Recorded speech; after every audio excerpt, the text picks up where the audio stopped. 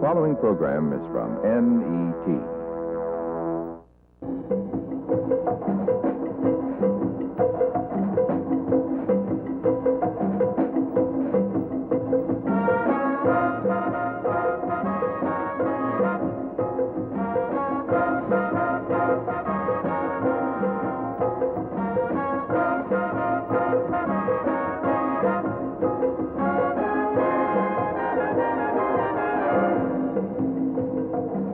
On this edition of Black Journal, Soul City rises at the site of a former plantation.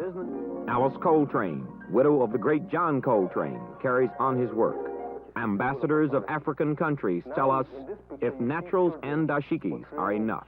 In a cross-country march to the United Nations, a group charges America with genocide. What caused the shootings in New Orleans between police and the Committee to Combat Fascism?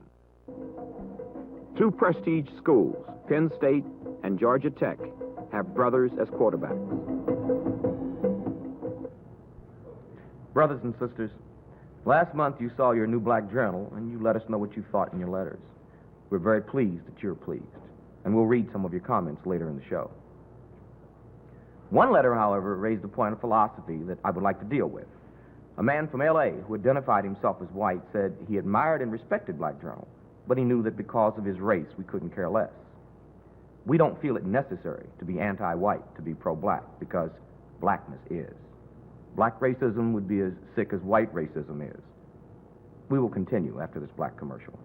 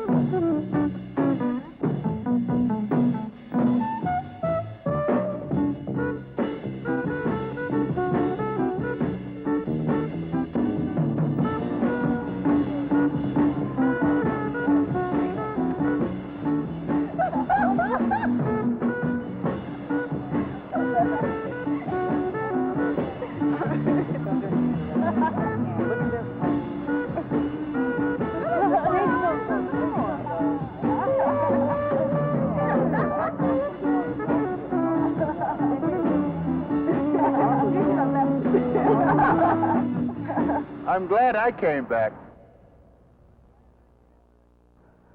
The black man thought that he could go to the city and would be accepted with open arms because the slogan has been, go north. This is where the opportunities were. So he left the farming area and he went north, and he found that if he went there in great numbers, that the white people really didn't want it. And actually, the white people moved out to the suburbs, and now the cities have become all black. And so black people have been running and chasing whites from one locality to the other. I think it's time that we quit chasing whites, quit trying to be like whites, come right back to the land where we started from and really start building and build an economy. We can build an economy on this land.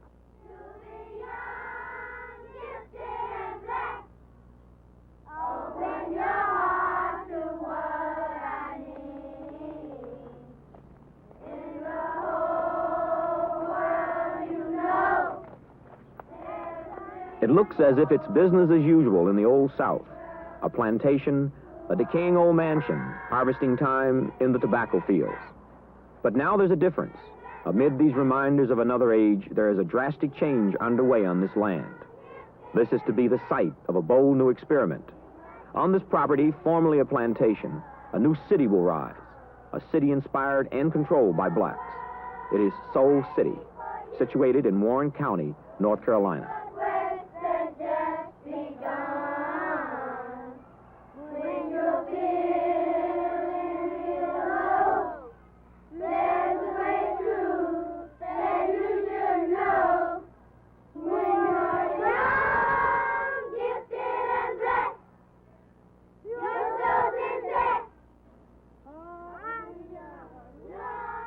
The guiding light behind the project is Floyd McKissick, well known nationally for his years of struggle in the civil rights movement.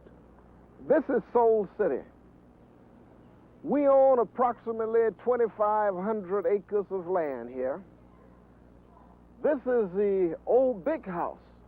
In slavery time, the slaves lived in these quarters. As far as you can see around here, we own. This is where Soul City will rise into its own. Right now, we got a population of 56 people. We started off in January with 1. In about 17 years, 50,000 people will live in this town, and we'll have industry, medical services. We'll have anything comparable to what other cities have without the manifest problems that the major metropolitan areas have today. The truth of the matter is the problem starts here, and the problem is merely identified by a process of migration to the big urban centers in New York, Boston, Chicago, and etc. But this is the highest point of migration in North Carolina to the city. And until we say, look, we're going to start solving the problem here, then we'll never solve the problem in the cities. George Arrington lives in Warren County, and like many young men from the rural South, migrated north right after high school. Now he has returned disillusioned. I got out of school, man, and went north, got a job as an animal technician in the lab, got into this drug thing, this hustling thing, and like most of the young guys from this area, like that's what is in their head right now, man, you know, for the split to get into this city thing. And like the city thing is no thing, man. Once you get into yourself, man, you're into, that's it. You're into life. Once you get into yourself, there's no big thing in the city that you can grab and come back with. But work is hard to come by in Warren County. This was at one time the center of a thriving tobacco belt. Now most farmers can no longer make a living from the soil. The average income in the area is less than $2,000 per family. William Plummer, who owns 60 acres, describes their plight. I can almost explain itself. I can sell about 4,200 pounds of tobacco. Well, if you look for a 6% average, you can multiply, you see what it is. It'll be you said $2,500 a year. That's the gross, that's not the net. Well, I take an oil bill, fertilizer bill, insecticide, and labor. Well, you see where it brings from 25. So it's just a, you can't survive. You've got to find other means to try to make out. And there are no other means because there's no other means because there's nowhere to go. Soul City, I believe, is the only hope. Well, most of them are very excited about it because it's something different that, you know, we never had around here to, say, build a city. Because usually the other cities, they're just extending them. I live here in Soul City. I came from New York. I was living in a very crowded apartment, a prison in the sky, what they call the projects, and I came here with my 5 children, and I enjoy it tremendously. It's much better for me economically, physically, and mentally. I love it. Fantastic. I think it's terrific, you know, that we've got a piece of land like this. You know, I've been here now something like 6 to 8 weeks, and I've been looking at the site, and I think we've got a gold mine in terms of developing a city. Harvey Gant, in charge of designing Soul City, is an architect and city planner. We have an opportunity not to desecrate the hillside here, but to put houses on the hills because they gently slope. We've got streams that run in and around. We can build roads that wrap around these gently rolling hills. Can you imagine then townhouses on these slopes? Can you imagine then the greenways that run along where you see now these trees? But it's a long way from the architect's conception to the actual construction of a city. No one has ever tried to build a city completely from scratch before. For one thing, it will take $250 million for land development costs, and major industry is needed to provide jobs. We asked McKissick about the problems he faces. Well, our number one problem is finance. That is, we got to bring together the federal government, funds from the federal government, funds from the state government. Our second problem is attracting industry. And our third problem is concerned with relationships between the people here and, of course, people on a statewide and countywide basis. McKissick has assembled a staff of 4 top executives to help him carry out his ambitious plans. They are W.D. McNeil, Director of Planning and overall project co-manager. Skip Talbot, Chief Financial Officer, formerly an officer with First National City Bank of New York. Gordon Carey, project co-manager, who is now working on attracting industry into Soul City. And Chief Planner Harvey Gant. Gant, an MIT graduate in architecture and city planning, feels the community itself should help in the planning of Soul City. So periodically he calls in residents from the surrounding area to get their views in meetings like this one. Like many who have heard about Soul City, they wanted to know why it takes so long to start the actual building. One of the things that we want to do here is to allow the people a chance to participate. So what we're doing is broadening the base of planning. We're involving a lot more planners than is normally done. And to do that takes time. That's why we haven't started construction, you know. The government, under the New Communities Act of 1968, says that they will back any new community project up to as much as 90% of the total development cost. That means that we can go out, once the government guarantees our project, we can go out and borrow money with a great deal more ease than we now can, because everybody knows that the full faith and credit of the United States government is behind our project. That is, if we default, the government pays up to 90%. So that's important before we can really move on. Then Gant asked the group if they thought the new city should express a special black lifestyle. That led to a discussion about recreation, and inevitably talk turned to a subject close to black people, the church. What do you think might happen if there's a policy that says that, you know, we're not going to accept churches in Soul City if they are financially in the red or they have only 50 members? Do you think that might be a good thing, or do you think we may be damaging one segment of the population? Because what in fact we might be saying is that we're forcing people to consolidate, you know, get together, and, you know, they may not like this kind of, you know, there are all sorts of reasons the church congregation split off. Isn't that right, Reverend? Well, I don't think it would go so well. It probably would be an advantage in one way, but there are numbers of ways that it probably wouldn't. Can you sort of cite some of these ways All that right. might be disadvantageous? If you have about 10,000 people here in Soul City, and we have churches already built around, we are certainly going to try to get at least 3,000 over at Snow Hill. Ridgeway across the hill is going to try to get as many as they can. In other words, what you're going to do is really try to proselytize and get the people who are living in Soul City to come to your churches outside. We're going to try to captivate every creature who needs a church home. If enough people came into Soul City and they wanted to establish a church, those people would establish a church. So I think that the whole thing would be is just build a city.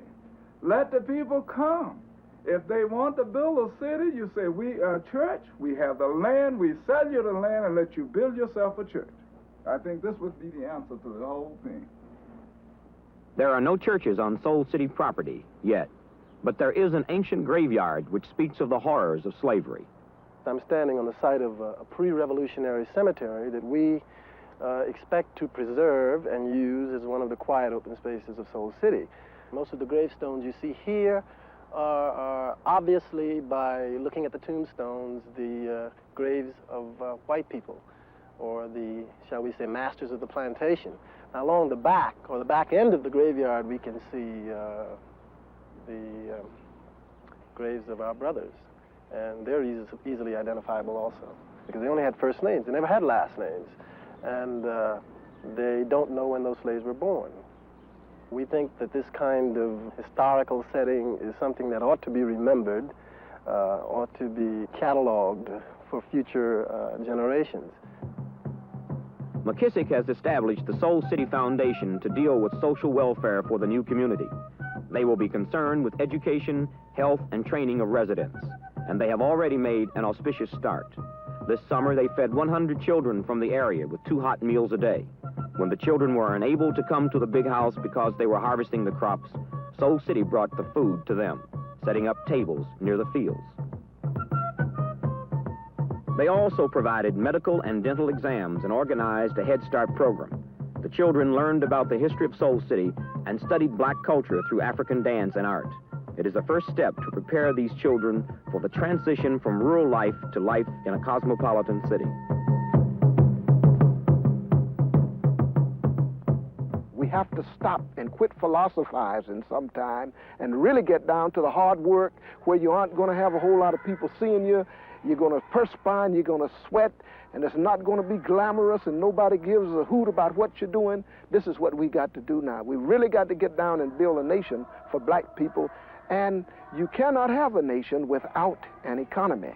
If someone else controls your economy, you are a colony. And black people in the United States, no matter what part of the United States they're in, they're still in ghettos, and ghettos are colonies because the economy is controlled by other forces.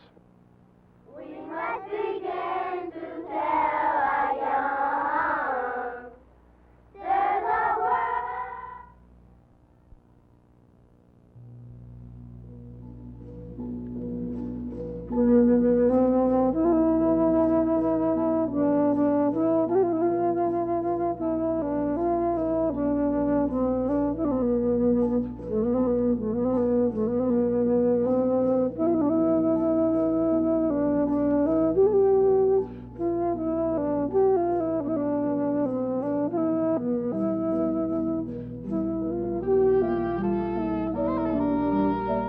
Next time someone says the black woman is domineering, remind them how gentle her strength.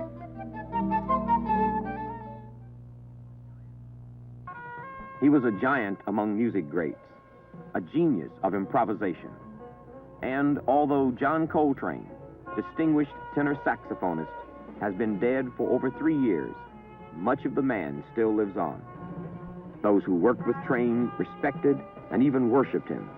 They say he was a quiet, deep thinker, and his music reflects such profound thoughts. The golden sax, which led a relentless search for a universal sound, has been silent for 3 years now.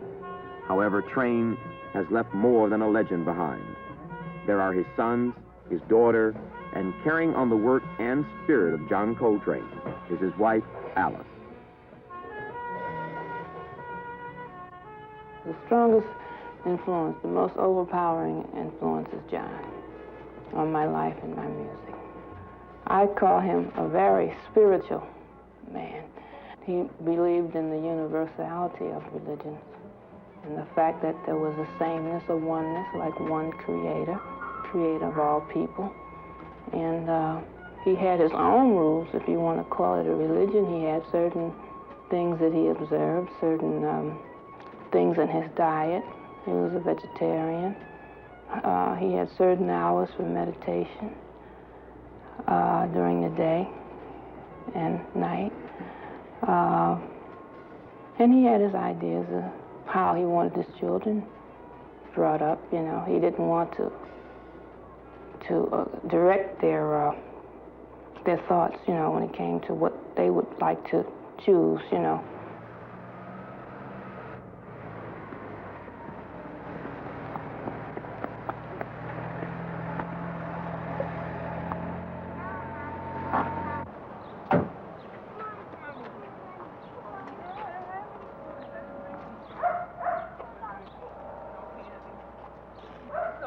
I feel the same way as John does, the same way he felt about religion.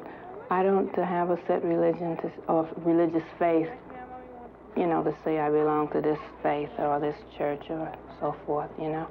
But I know that I am a spiritual being. I can say that today. I am a spiritual being. John was my direction. I feel that this is the way that I had to go in life, because I accept the music from him. You know, I accept the things that he did, and it seems to be exactly what I want to do, because there's so many things that he did in music I would have done the same way myself. It was always, when he played, that expression that came out of him was really what was inside. You know, whatever was real, whatever was truth, this is what came out of John when he played.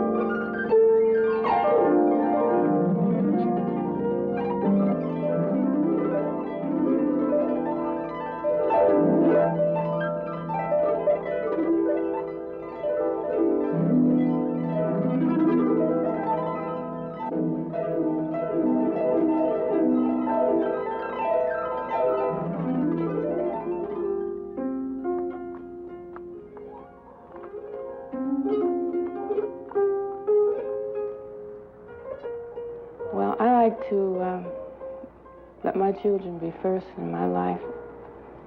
They're first to me. I feel they're my presence from John. So I really don't have to leave home. I mean, John provided well enough income from all of the work he did. I don't have to leave my children to go out to work. So they come first, and if I do get concerts or I have to do work in recording, I do it, but I never take away that much time from home. I like to be home, and I don't like to go too far or travel too far away. Michelle is 10, John is 6, Robbie is 5, and Oran is 3. This year, 3 years since John's death, I've played about 4 or 5 concerts, and really, to me, it's quite a lot of work because I didn't do anything over the past years. So I liked it very much, that concert we played at Glen Cove. One thing that I liked about it was the fact that we played for so many children. This is a part of the music. And Pharoah Sanders, as you know, was one of the members of John's band. I had Reggie Workman and Bill Wood on bass. I had my drummer, Rashid Ali, on drums. Explain themselves. Let's hear it from Miss Alice Coltrane. You got it, baby.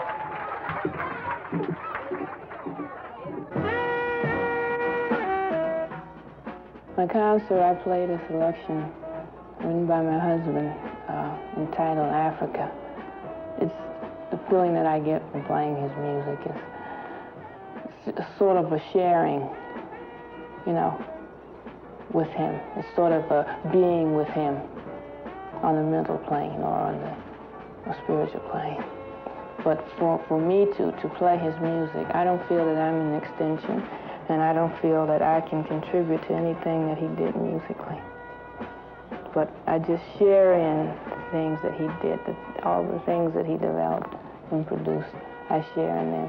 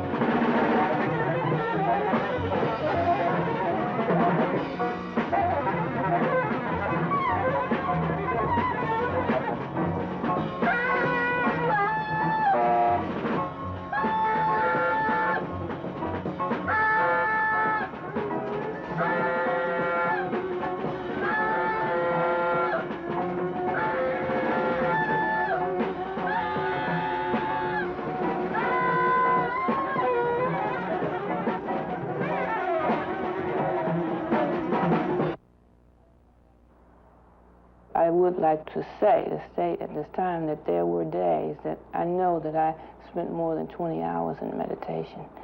And there were periods of time that lapsed like beyond 2 or 3 weeks that I know that I was well beyond what the human endurance is when it comes to meditation.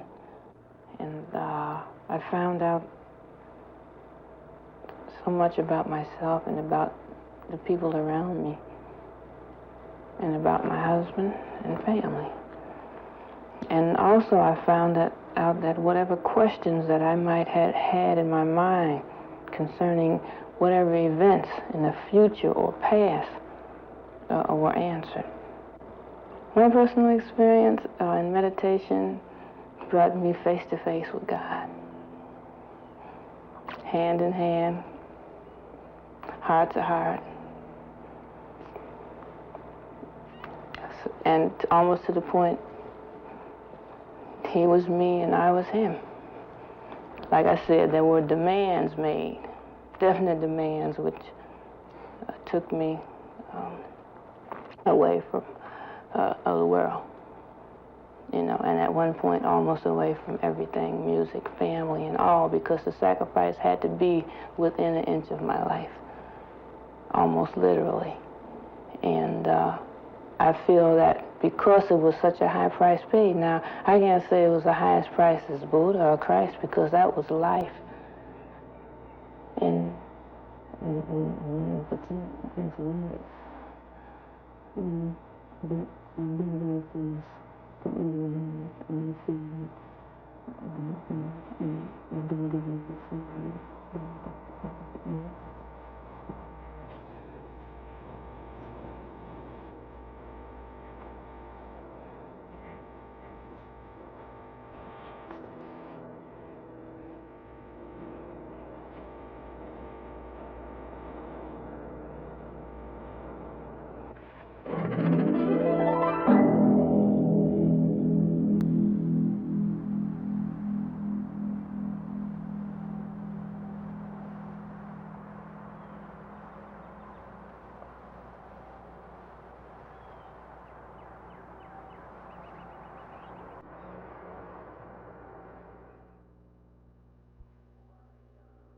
You are young, yes.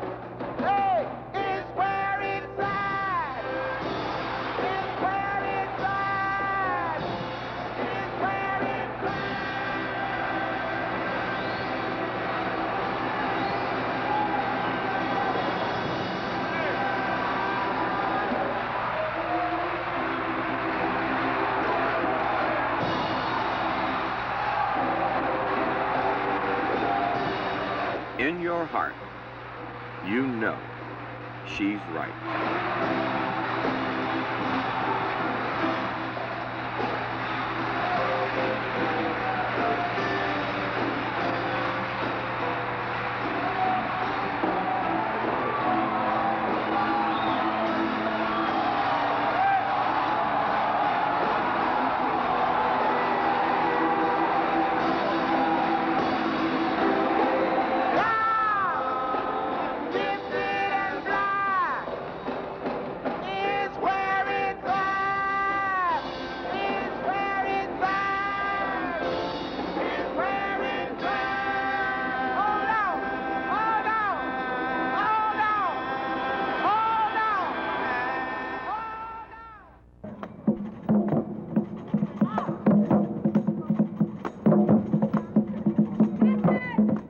This is not a tribal dance in Kenya or Ghana.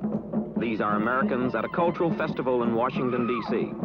There is a new interest and awareness in the history and culture of the mother country. But these demonstrations of nationalism and Pan-Africanism are sometimes questioned. Does an identity with Africa have any practical value? Is wearing a natural or a dashiki enough? Has the recent interest of black Americans in African countries succeeded in changing America's foreign policy toward Africa? Black Journal asks a cross-section of African ambassadors and black government officials for their views. Mr. Ambassador, how do you feel about the cultural ties between Africans and black Americans? Whenever I have to answer this particular question, I cast my mind back to 1492, when Columbus discovered America. And I think of the various generations of people from Europe who have come to this country and the opportunity they have had to expose their own culture to this country. And then I think of my own people, the black people of this country, when they came from Africa. And in their case, the lack of opportunity in order to expose the African culture to this country. And then we come to this, the 50s, the 60s, and the 70s. And we now see that if we do not take the opportunity today to expose African culture to this country, then our roots, our people in Africa, would have missed the opportunity to show to the world what there is in Africa.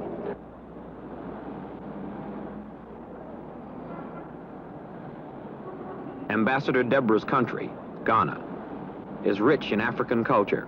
The art in his home is typical of African expression. This magnificent statue is that of the Ochiami. Ochiami is a linguist and is a spokesman of the chief. You find him portrayed in this beautiful painting. There he is with this staff, which is a symbol of authority. Now, in this picture, you see children portraying the chief and dancers. The interesting thing about all these paintings is that our brothers in America have also realized the importance of these things. In front of us here, that's in front of my wife and myself, we have the Owari game. It is a very interesting game, and we shall illustrate to it.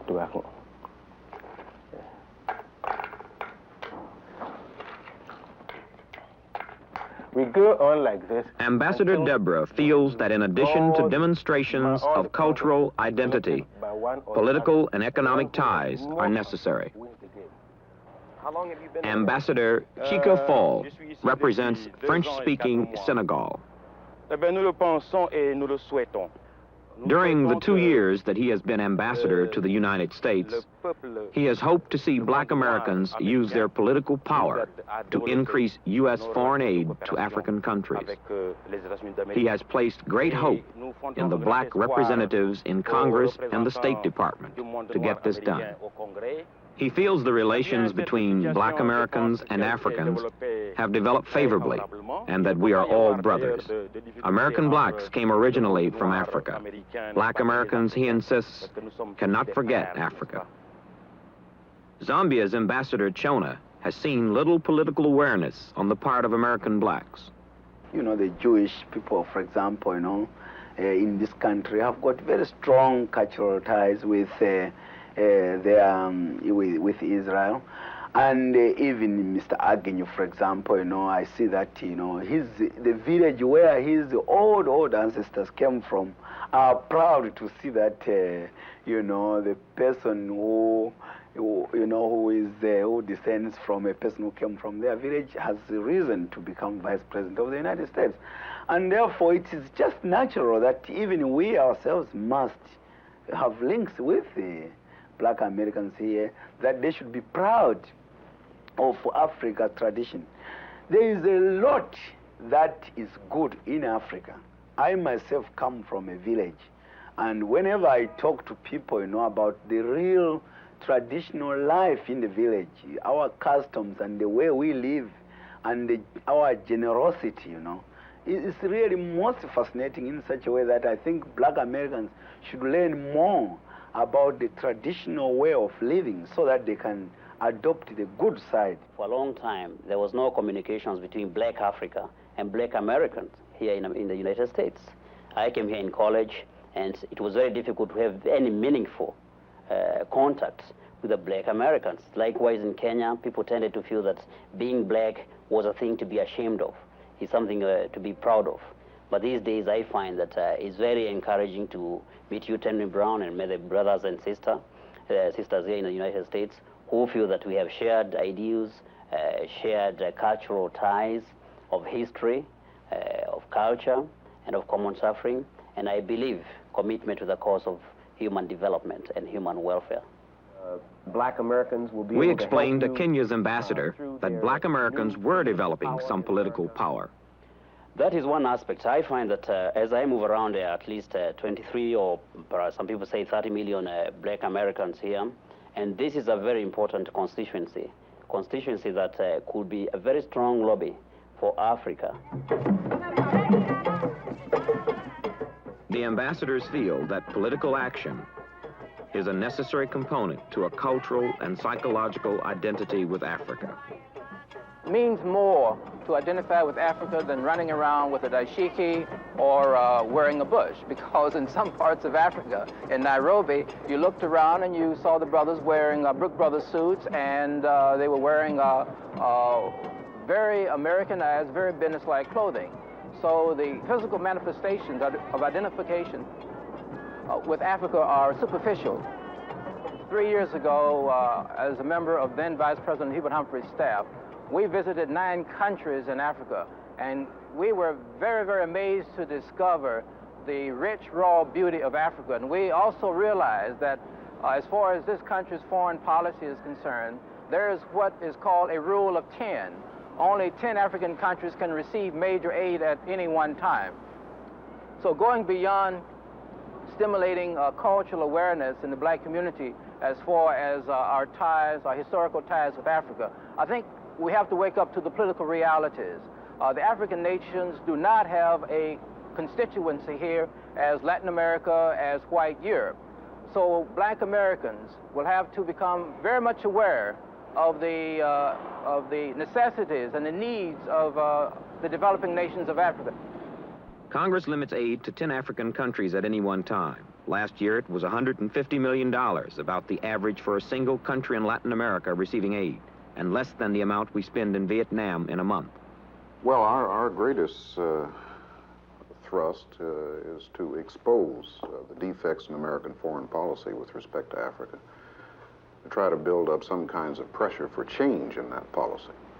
So I think that more black Americans ought to travel to Africa, because many black Americans have distortions about African concerns, about African interests, and about Africans themselves. They just have no idea. They've been brainwashed over the many decades about the alleged primitiveness of that country. They have no appreciation for the value of the resources, the resourcefulness of Africans.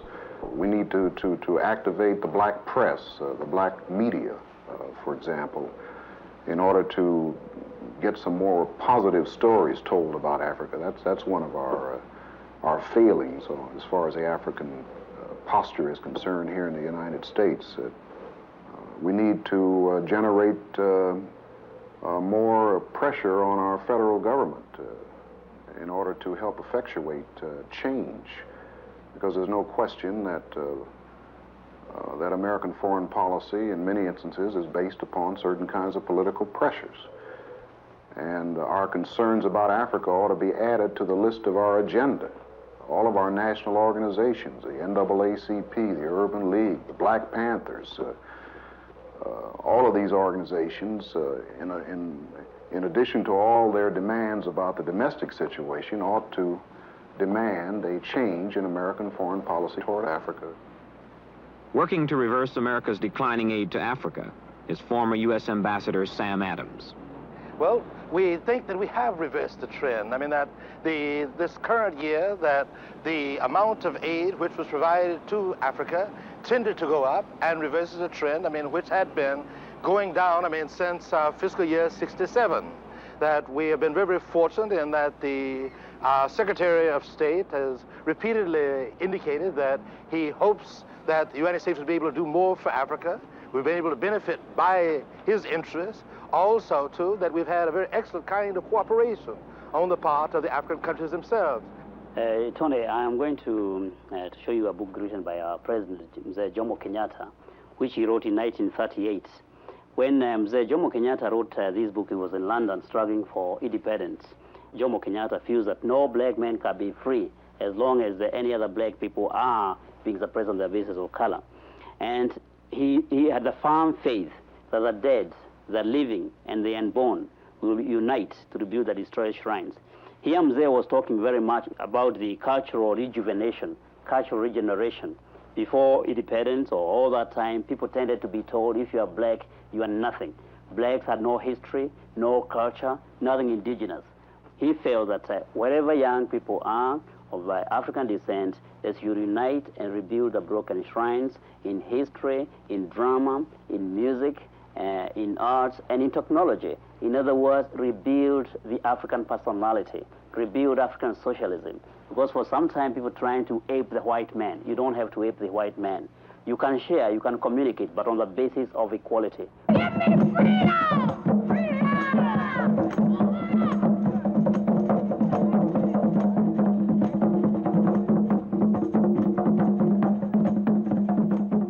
With cultural nationalism as a foundation for Pan-Africanism, the expression of African brotherhood will have practical value. Without the realities of economic and political awareness, freedom will remain a song to be sung and a dream deferred.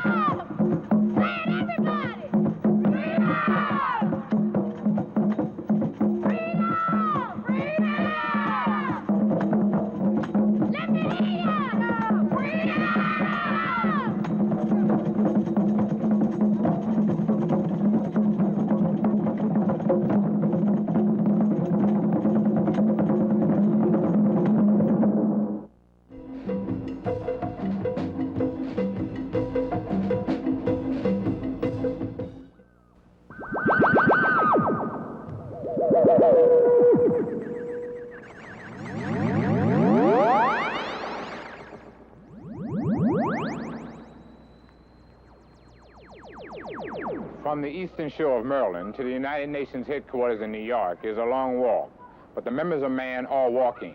MAN, or Making a Nation, is comprised of a core group of about 25 brothers and sisters who have been organized in the civil rights movement, particularly with the Southern Christian Leadership Conference. Among them are Brother Herman O'Neill and the Reverend James Bevel. Genocide, as defined by the UN Treaty, is actually mass murder. Under Article 2 of the United Nations Genocide Agreement, genocide is any act done with intent to destroy in whole or in part a national, racial, or religious group. Under Article A of the Genocide Convention Treaty, killing members of a race is genocide. For instance, Dr. Martin Luther King, we think, would systematically and deliberately kill, causing serious bodily or mental harm to members of the group. That is, subverting the group to all type of atrocious deeds, such as the Black Panther Party is being put through, such as the NAACP was put through in the form of Medgar Evers being killed in Mississippi, forcing on a race of people living conditions meant to destroy them in whole or in part.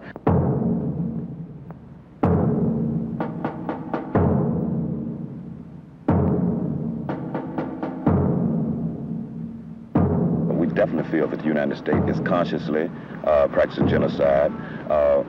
We think that they have been doing it historically and progressively throughout the years.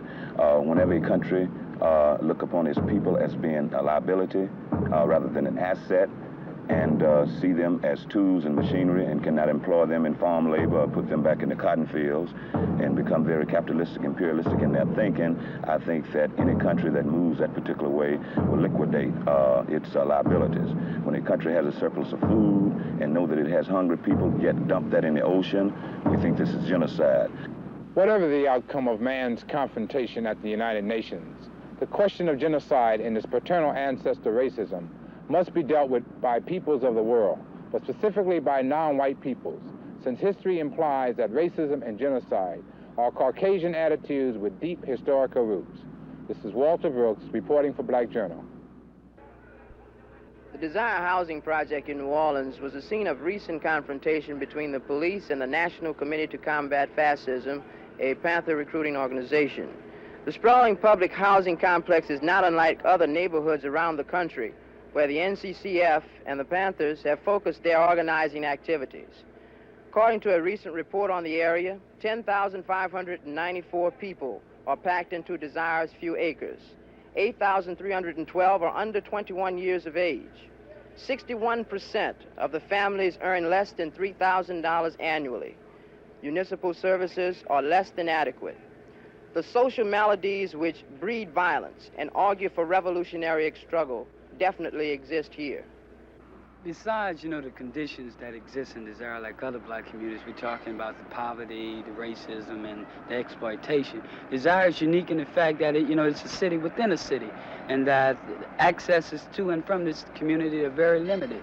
Train tracks, dumps, expressways that just pass over. The impression and the feeling you get is that when you pass and that, everybody's looking in on the zoo.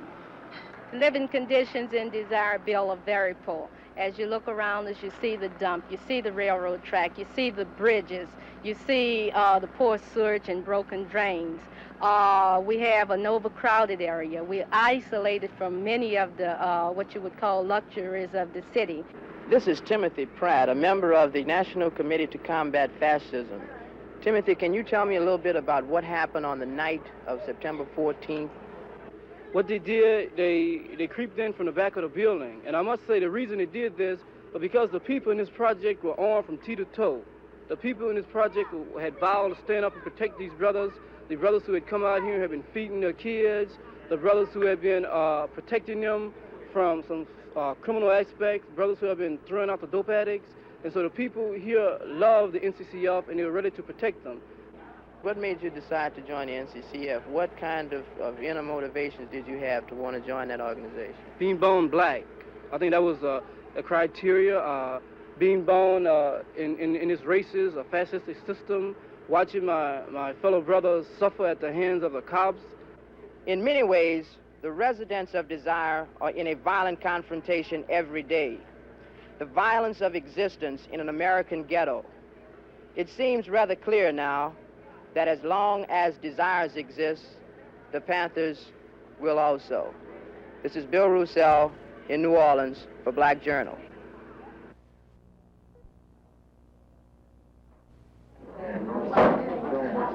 The future of black people depends on their unity. For too long now, black people have been expanding with rhetoric but doesn't define. The black woman's role should relate to her man and family. But first, she must learn to relate with the community.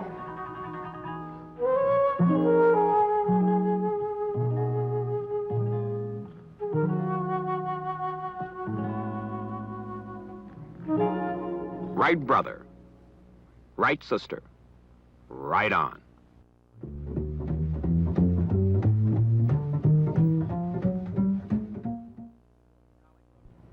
In college football this year, the brothers went into the quarterback business at major white schools. Number 25, brother Mike Cooper, a 22-year-old native of Harrisburg, Pennsylvania, is Penn State's highest-ranking quarterback with a 3.3 academic average.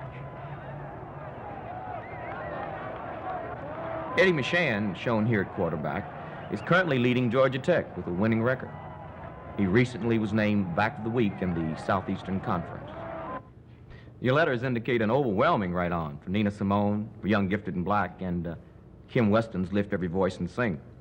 This is a sample of some of the mail. A brother and sister in Rochester wrote that Black Journal gave them love, unity, and brotherhood. A sister in San Diego said it gave her another opportunity to proudly say, "I'm black and proud." From the Bronx, a sister wrote, "What a great and wonderful feeling it is to see my people through the eyes of black people." Sister Thorne in Seattle said, "Lift every voice and sing" was like getting the spirit in church. 12-year-old Michael Butler said he needed Black Journal buttons at his school because the brothers and sisters have to maintain their identification. In his school, it's only 5% black. Black Journal stands out as a model of integrity and quality, said Dr. Nelson. In Kitchener, Ontario, the writer was extremely pleased and proud of what you're putting down. Brother Johnson in New Orleans, who was 41 years old, said, "The show is a means of uniting the youth and older generations for nation time." From New York, you're reaching us loud and clear. The Black House in St. Paul writes, "The first honest telecast about black people that I've ever seen." Brother at North Carolina State College says, "You've proven that a dream I have can come true." Mr. O'Sullivan at PS 36 in St. Albans, New York, not only has his 6th grade class wearing Black Journal buttons, but is using the show as a basis for class discussion. Jesse Walker in the Amsterdam News writes, "Black Journal came back, and like before, is one of the better shows." This couple thinks the show is fantastic and likes the black commercials. A sister writes, "I have just one complaint, and that is, how come it doesn't appear but once a month?" In Hawaii, Joan Wright says, "One of the few programs I watch." Sacramento writes, "Can we start a Black Journal club here?" The answer is a strong right on. A sister who teaches at the University of California writes that the astrology segment is hokum and lessens your overall credibility. A brother and sister in Jacksonville, Florida wrote, "Do hope you will expand your astrology." Another sister questioned whether the astrology was necessary, but since she secretly reads hers in the daily newspapers, feels that it doesn't do anyone any harm. So with that sister's permission, we will give astrology tips from this Black Journal until the next. Aries, manage money wisely. Taurus, consider new projects carefully. Gemini, enjoy sudden popularity. Cancer, do not take present romance for granted. Leo, bring new ideas and new faces into the picture. Virgo, circulate widely on the social scene. Libra, prospects good, but be realistic. Scorpio, play it cool. Do not lose your temper. Sagittarius, friends helpful on sponsoring new ideas. Capricorn, do not let ambitions dominate everything you do. Aquarius, back up morale with special training. Pisces, some changes to your advantage may be moving to a far place. Remember to send your letters and requests for bumper stickers and buttons to Black Journal, 10 Columbus Circle in New York. Requests for bumper stickers and buttons should be accompanied by a stamped self-addressed envelope. Remember Black Solidarity Day on November 2nd. In New York, the festivities will be at the Manhattan Center. Probably the most moving letter we received was signed by 59 brothers. They're in the Manhattan House of Detention. They said they found the show very stimulating, informative, and entertaining without distraction from the message. To those brothers, we dedicate the Black National Anthem.